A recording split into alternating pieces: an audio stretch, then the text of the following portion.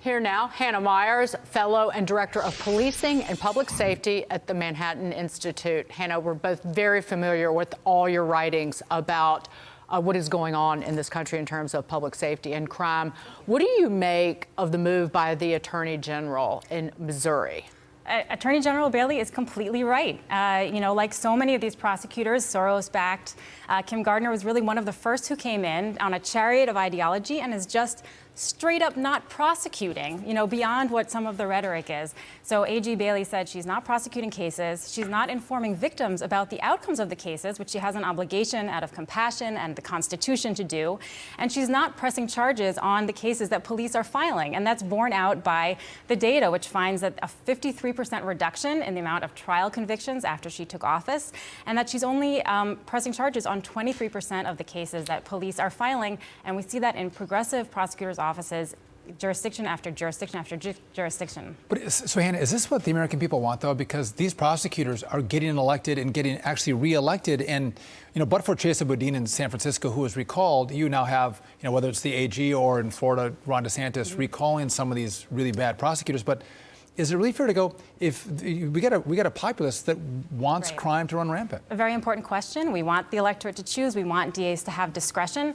But I think what we see is that a lot of these ousting attempts are very iffy. Is Bailey going to be able to prove negligence? Is DeSantis going to be able to hold up on his negligence charge? I think what the populace needs is to understand the data coming out of these offices, because the data itself is so damning. There's actually a congressional amendment being considered right now that would require that for DA's offices to get funding, federal funding, which they all do, they just have to report their data, because the conviction rates, the reoffending rates are abysmal, and the turnover rates. Kim Gardner in Missouri had over 100% turnover in her staff since she took over, because no one will stay. She hires and they leave.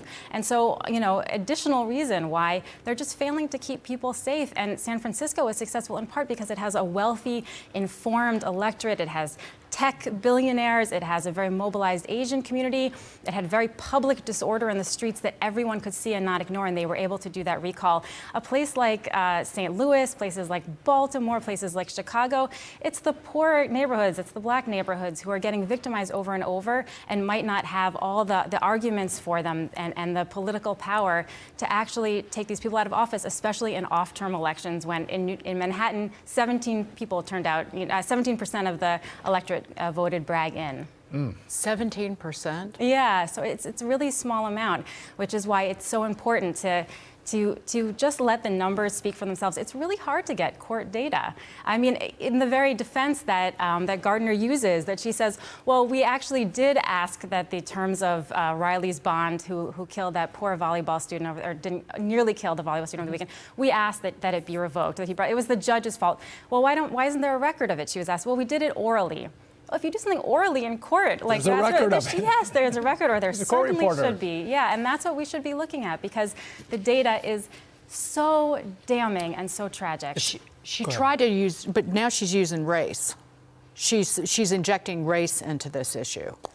I think that's another reason why it's been so hard to get people to vote these out, because there's a few really persuasive emotional narratives behind progressive prosecution. One is that the system is inherently racist, and so the less system there is, the better.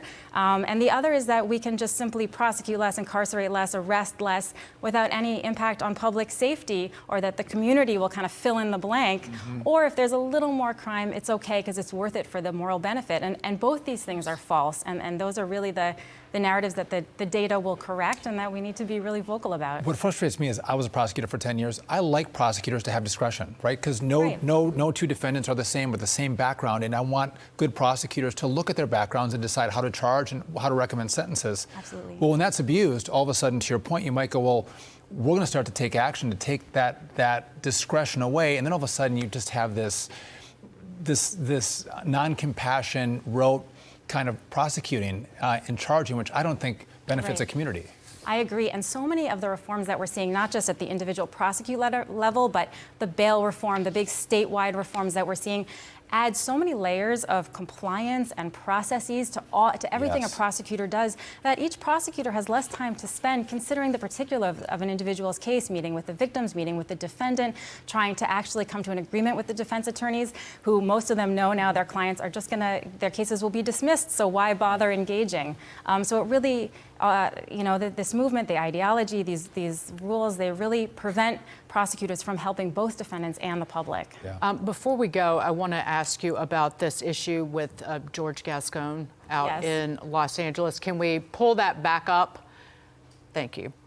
Los Angeles District Attorney George Gascon has suspended a prosecutor there for misgendering and dead naming a transgender child molester, also accused of murder, and dead naming is using the transgender person's biological male name, James Tubbs. James Tubbs attacked a 10-year-old child in a Denny's bathroom and is now accused of beating a man to death in the woods with a rock. It's so horrible. I mean, I'm flattered that this convicted pedophile chose my name to be the, is going by Hannah. But no, it really just emphasizes how much public safety and the outcomes for victims are not front of mind for prosecutors, even though that's the main, that's the job description itself. And how just these offices are just atrophying and losing all of their seasoned prosecutors who have gotten to the bottom of cases, who care, who spend time. They're leaving because you can't operate, especially if you're in a passion-driven, service job. If you can't even do it well and serve the people you're supposed to serve, go work in a law firm and make 8 times as much. I'm sorry, when you have a prosecutor who's more offended by someone who misgendered a defendant versus that defendant who was molesting children, says all you need to know about George Gascon. And Hannah. Can I just add one quick thing? Somebody emailed me who used to work for Bob Morgenthau, who is the famous Manhattan District Attorney, and said that Alvin Bragg was talking about he has 20 ADAs working with the police on cases, and he said there were 200 doing the same thing when I worked for Bob Morgenthau. That's how many people. Yeah, they've lost over 65% of their trial attorneys. Hannah. Keep up the great work, Hannah. Yeah, Thank you. Thank you for All right. Thank you so much, Hannah.